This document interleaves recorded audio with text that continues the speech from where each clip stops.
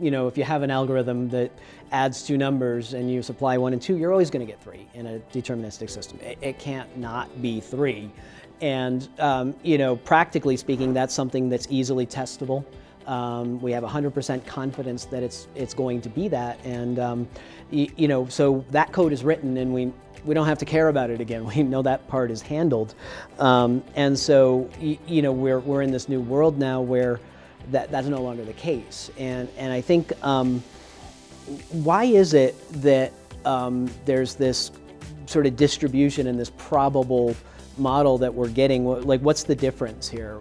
Like, how's it coming to the conclusion that is it probabilistic instead of deterministic? Well, I think there's a couple of things that are involved in that. I mean, if you're talking about prompts and questions that are asked, there's a lot of different ways. There's many, hundreds, thousands of ways to ask even a very simple question.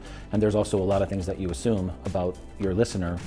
Like if you're talking to a human, that they have their own biases, you have to sometimes communicate back and forth, and it's harder to do in these kinds of systems. Even for things that are more machine learning related, whereas some of those are, maybe less probabilistic. Like if I give it these 5 variables, it's going to classify them roughly the same way. There's not a lot of bias that's built into those.